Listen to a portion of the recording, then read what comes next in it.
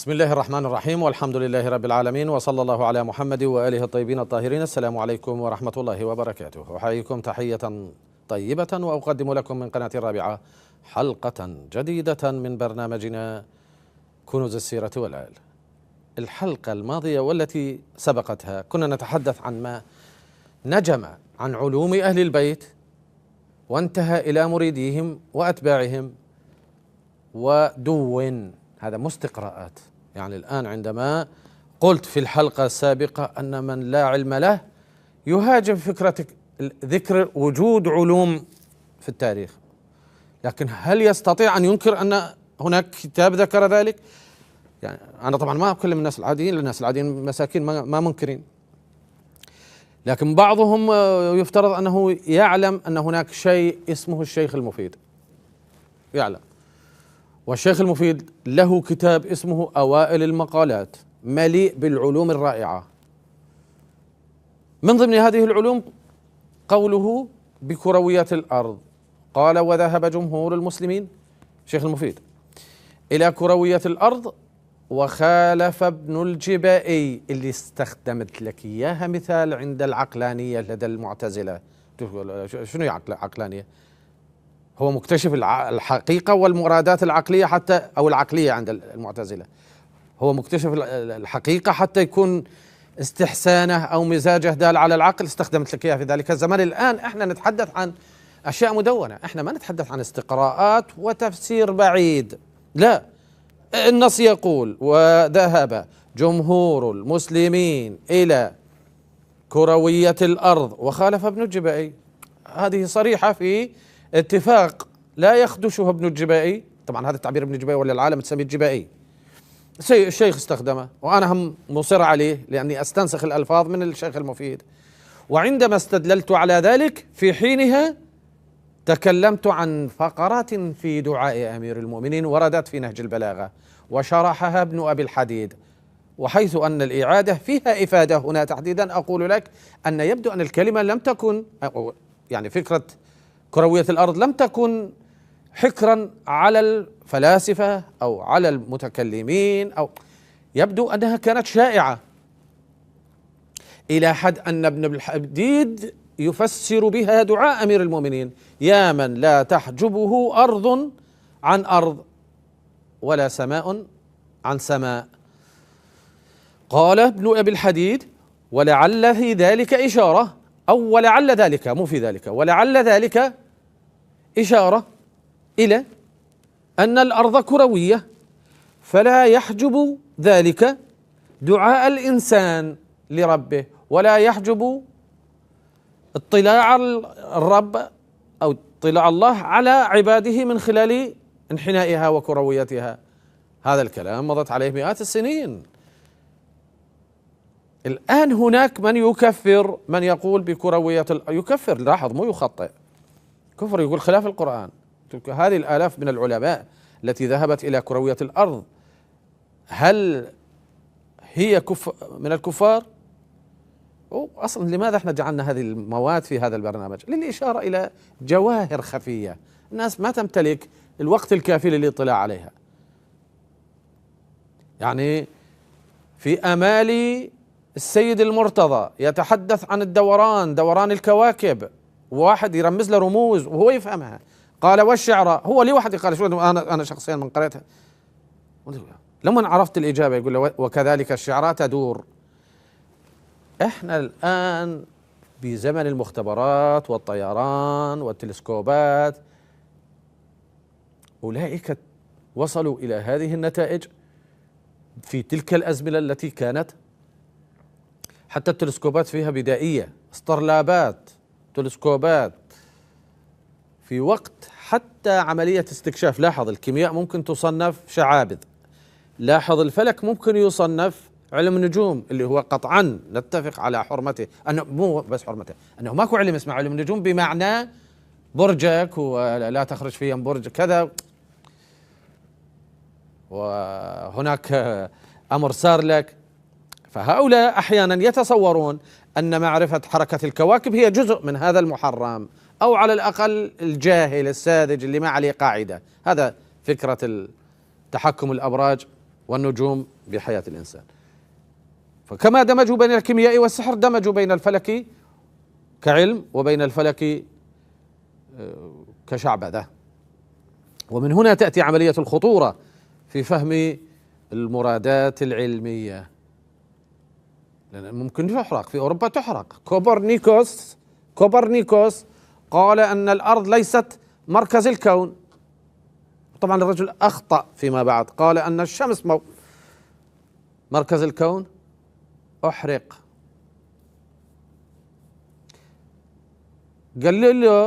غاليلي احنا نسمينا جماعة يسمونها غاليلو، هذا أيضا قال أن الأرض تدور، فاستدعي إلى الكنيسة ليحرق، فتنصل من قوله، فعندما خرج قال ولكنها تدور. الله جل وعلا هذا هم سيشكل عليه ذاك المشكل، يقول وترى الجبال تحسبها جامدة وهي تمر مر السحاب. هذه الأشياء كان يمكن أن تحسم التطور من قديم، لكن هذا انسجن وهذا انعدم وهذا أحرق. مع العلم مو مقالة هذه حتى يقع فيها الزندقة أو كما يسمى في المسيحية الهرطقة، مو مقالة. الأرض تدور عندنا بالإسلام هذا مو مشكل، لكن حتى في المسيحية كان يمكن أن يشذب. لاحظ يقول لم تقل الأناجيل بوجود الأمريكيتين فيما عاد سميت أمريكيتين. كريستوفر كولومبوس لما مضى ووجد الجزر الهند الشرقية ومن ثم الأمريكيتين كاد سيحرق، لأن الإنجيل هكذا يقولون، هذا يحملون الأديان ما لا تعده جزءا منها. يعني هل لأن الأمريكيتين ليستا مذكورتين في الإنجيل فمن قال أن هناك أرض أخرى غير هذه الأرض يقتل أو يحرق؟ أفلت، يعني شوية صار ضعف. ومرحلة لا تنسى أنه مرحلة اكتشاف الأمريكيتين هي نفس سنة سقوط غرناطة وعودة المسيحية إلى كل بقاع الأندلس، يعني إسبانيا الحالية، وعودة الملك فرديناند وأزابيل الذين وحدوا قسطال وأراغون. ولحد الآن تلاحظ هذا الانقسام الإسباني هو مرتبط بكاتالونيا وإقليم الباسك وسائر إسبانيا بل وحتى الأندلس. في تلك المرحلة كان هناك ضعف، وإلا الأخ كان ممكن يروح يحرق كريستوفر كولومبوس. فهذا جرى مع الأوائل، لكن ليس بمستوى العنف الأوروبي، ليس بمستوى العنف الأوروبي، ولكن تخطئات، تدجيل، يعني يتهم بالدجل من يخوض في هذا. بل هل تعلمون أن هناك من يربط بين كلمة طب وسحر؟ مرتبط بالأزمنة القديمة لهذا الفهم البدائي، لأن هذا الفهم متأثر بالماضي. الأوروبيين إلى مرحلة قريبة يعتقدون أن كل الأمراض مرتبطة بوجود جن. ويقول أحد الناس اللي ما أدري علماء مؤرخ لكن مر عليه سابقا وقديما أنه كانت هناك امرأة من الصليبيين تشكو ألما في رأسها، فجاءوا بها إلى طبيب صليبي فقال أن الشياطين هي التي تعبث في رأسها، وقال الطبيب المسلم أن هذا دواء لها يشفيها كما يشفي غير شفى ناس بي. لكن هذا مسلم وواحد يستنكف يعني المسلم يعالجه، فخلوا الطبيب النصراني يعالجوها. فقال أزيحوا الشياطين بالملح، دعكوا ملحة انشالت طبقة رأسها العليا اللي هي الشعر والقحفة، وماتت المرأة.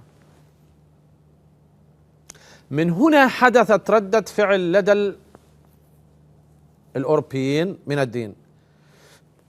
اللاديني المشرقي يستنسخها، ما يدري، لأن أنا هذه أمثلة بسيطة ضربت لك إياها عن أوروبا، وإلا عمليات الإحراق كانت هي الأساس في التعامل مع الهرطقة أو ما يظن أنها هرطقة في إسبانيا تحديدا وفي فرنسا أيضا، بل وورثت ذلك الثورة الفرنسية، ورثت طرق التعامل مع الأفكار عنفها إلى الثورة الفرنسية، فممكن تمشي بالشارع في مرحلة الإرهاب الكبير لروبسبير وترى رؤوس في الطرقات، رؤوس مو لمذنبين بس لناس ينبغي أن يخاوفوا حتى تنتصر الثورة واقتلاع الأفكار القديمة. وكتبوا على المقابر: هنا مكان للنوم الأبدي. لا تقول المقبرة، لا تقول المقبرة. هذا كردة فعل على الموقف من العلم، فيما أن هذا لم يحدث عندنا، ما عدا بعض الخارجين عن القيم لدينا اللي ما يدرون كيف نشأت هذه الحالة في أوروبا. نشأت إلى حد أن كنيسة روتردام اللي حتى الدولة العلمانية الفرنسية وحتى في الحرب العالمية الثانية يقولون سيرفرف العلم الفرنسي على كنيسة روتردام.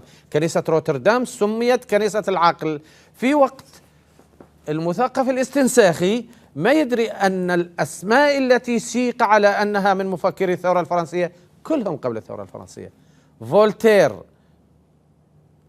بودلير، حتى مولير اللي هو أقرب إلى التمثيل منه إلى الفكر، جان جاك روسو قبل الثورة الفرنسية، مونتسكيو. لم يعد الأمر. الثورة الفرنسية ابتدأت 1789 في اجتياح الباستيل. 1793 أعدم الملك لويس السادس عشر. خاف واحد يجي يناقش في المواقيت هاي كلها. الناس اللي صنفت على أنها من عصر التنوير هاي كلها قبل الثورة الفرنسية. وبالثورة الفرنسية لما نشأت كلمة يمين ويسار اللي مستخدمة الآن بالمصطلح السياسي، نشأت ولويس السادس عشر على قيد الحياة، فالذين وافقوا على إصلاح النظام الملكي مع بقاء الملكية سموا، اللي قاعدين على الجانب الأيمن من الجمعية الوطنية سموا يمينيين، واللي قاعدين على الجانب الأيسر الذي طالبوا بإلغاء الملكية مطلقا جلسوا على الجانب اليسار، فسميت صحاب الأفكار هذه باليساريين. هذا لأن أوروبا نشأت على هذا النحو من الموقف من العلوم. بل كفر توما الإكويني لأنه استخدم المنطق في الفهم، فقالوا أنه متأثر بالكفار المسلمين. هذه علوم اتطرقت لها. الآن أتطرق إلى أشياء هي علمية لكنها ليست قطعية، وإنما ما يسمى نظريات. لمحت لك إياها. لدي كتاب لعلك لاحظت أنه ينتظر أمامي. هذا الكتاب كنت مفكر أن أقرأ لك منه، لكن حيث أن تقديم البرامج أشوق أن يكون مباشرا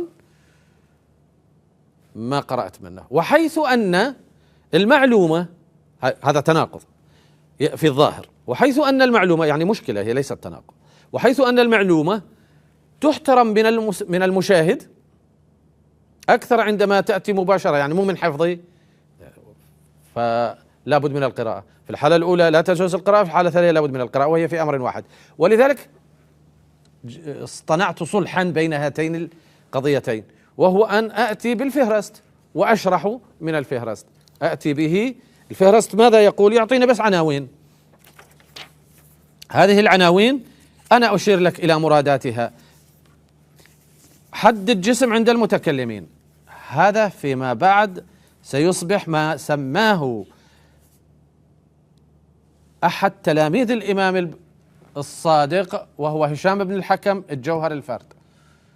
أنا أول ما سمعت كلمة الجوهر الفرد وكنا معبئين بأن الإلكترون جسيم، قلت الإلكترون. شوف لاحظ، مرات أفكارنا تكون خطأ فلا نحملها للدين. احنا نقول فهم هذا، خاصة هذه مو آية قرآنية يعني ما راح يتحملها الدين، لكن حد الجسم أنا اللي أريدك تفهمه. هذا المتكلمين والفلاسفة ورجال الدين والكذا تحدثوا به قبل 1000 سنة، هذا جيد. الآن مجالسنا العلمية والثقافية بهذا المستوى، والمنظر المعاصر يرى تلك رجعية. هذا اللي يميت الإنسان، هذا الذي يوغل في حزن، هذا حزن. أرجع لك إلى وين قرأتها أول مرة؟ هذه قرأتها في ما يشبه الانتقاد والانتقاص من هشام. ليش؟ لأنه تلميذ الإمام الصادق على لسان رجل مصري معروف في حينها، كان معروف في بداية في الأربعينات والخمسينات، وهو أحمد أمين صاحب فجر الإسلام وضحى الإسلام وعصر الإسلام ساعة 5:30 إسلام. هذا يكفر هشام ويقول ولست هنا بصدد الحديث عما جاء عن هشام من الجوهر الفرد. ليش احنا في هذا الزمان ليش نقطع؟ ما نقطع، نقول تكلم هشام في الجوهر الفرد، تكلم هشام في وزن اسمع هيئ ذهنك، في وزن الهواء، وسأل الإمام الرضا هل للهواء وزن؟ فقال بلى. بعد مئات السنين يوصلون إلى أن ينفخوا شيء ويوزنوه ويفرغوه وينفخوه، فيشوفون الكيس قبل نفخه فيه وزن وبعد نفخه فيه وزن، قالوا الوزن للهواء. بل لدينا في الدعاء يا من علم وزن الضوء. هذه البحوث تدل على أن الأئمة أحيانا يزجون المعرفة في الدعاء، لكن وزن الهواء قضية، وفهم الجوهر الفرد. شنو الجوهر الفرد اللي بعد ما يتجزأ؟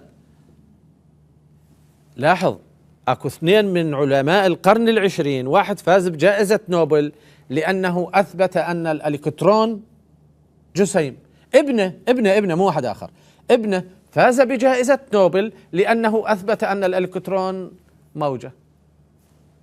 آتي أنا وأقطع ما أدري، لكن أقول أن هشام رحمة الله عليه تكلم في الجوهر الفرد. ما هو الجوهر الفرد لا يخصني الآن. حد الجسم الطبيعي اللي بعده مو جسم يصير، تكلموا فيه لكن اختلفوا، وهذا حتى في الطب اختلفوا المتكلمين عن الفلاسفة. أنا اللي يهمني أن هناك حركة ثقافية في تلك الأزمنة. ليش؟ لأن هنا العنوان الآخر حد الجسم عند المتكلمين وحد الجسم عند الفلاسفة. ترى راح تشوف تعريف الشمس عند الفلاسفة وتعريف الشمس عند المتكلمين. الفلاسفة يذهبون إلى أنها مجموعة كبيرة من الفحم، وما أدري منين يجي الفحم، لكن تكلموا في تلك الأزمنة. مقومات الجسم طول وعرض وارتفاع، أم هناك شيء لو كنا نقرأ في متن الكتاب لأعطيتك تفاصيل أشد. الهيولي، ماهية الهيولي، حد الهيولي إلى آخره، هاي كل العناوين. كل جسم له حيز طبيعي، فإذا هناك علاقة بين الجسم والحيز الذي فيما بعد سوف تجد عنوان آخر إذا وصلت له، لأن أنا مو في بالي أن أقرأ لك كل العناوين، وإنما أقول لك هذه الأشياء التي أصبحت في القرن العشرين مادة لبحثين: بحث الفيزياء الطبيعية وبحث فيزياء الكم، أو كما يسمون أحيانا ميكانيك الكم. هذه على الأقل العناوين. طبعا أنا أؤكد أنها بشكل ساذج وبسيط وردت، لكنها خطوة العلم الأولى التي منعت من التطور. اختصاص كل جسم بحيز، امتناع تعدد المكان الطبيعي للجسم البسيط، يعني غير المركب. منو الجسم البسيط؟ الذرة أم الإلكترون؟ شوف هذا الحكي صار له مئات السنين. الجزء الذي لا يتجزأ، الجزيء يتجزأ لو لا؟ شوف العناوين. طبعا سيأتي شخص ما يدري بهذا ويستغرب. هو هكذا لدينا في الشرق يرضخ للأقل للأكثر. الجزء الذي لا يتجزأ، بطلان تركيب الجسم من الجواهر الأفراد، هذا بحث في تعدد طبقات المادة طويل. مذهب القائلين بوجود الجزء الذي لا يتجزأ، ما هو الجزء الذي، لنفترض خلينا نقول الذرة، أنا ما قايل الجزء الذي لا يتجزأ، شو تريد تسميه؟ هذا مذهبهم القديم في القول. مذهب النظام من المعتزلة طبعا، الطفرة، التداخل إلى آخره. حدود انقسام المادة من منظور الفيزياء الحديثة، يشرح فيها المؤلف تشابه وجهات النظر بين هذا الحاضر وذلك الماضي. زين. القائلون بأن العالم محدث والذات والصفات، العالم، كون العالم محدث هذا أيضا كان نقاش. بعضهم طبعا واضح أن العالم قديم، تعدد قدماء، فمعدود في ديانة أهل الإسلام الكفر. فمن قال أن الله في السماء قال بهذه، إذا ما تدري، لأن أنا أقصد قصد قد لا يروق للبعض، تعدد القدماء مع الله كفر، لكن القائلين بقدم القرآن قالوا لأنه كلام الله، فلا يضر أن يكون قديم. وهذا موضوع آخر. لكن الموضوع الآخر هو أن الله في السماء، والسماء حيز، والحيز مخلوق، وهذا يعني تعدد القدماء. فافهم.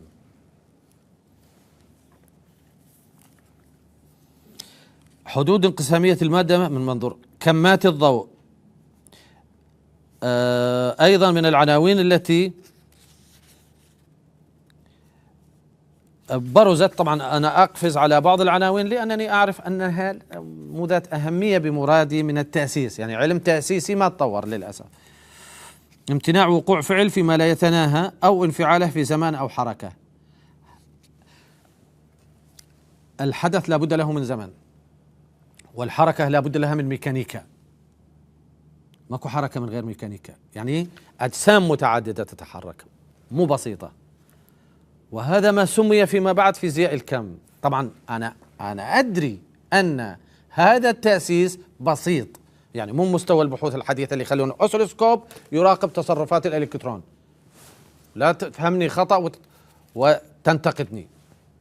أنا ما قايل أن هذا هو نفس ما في هذا الزمان من مراقبة الجسيم أو يعني هذا الشيء الذي لم يتفق بعد على أنه جسيم أو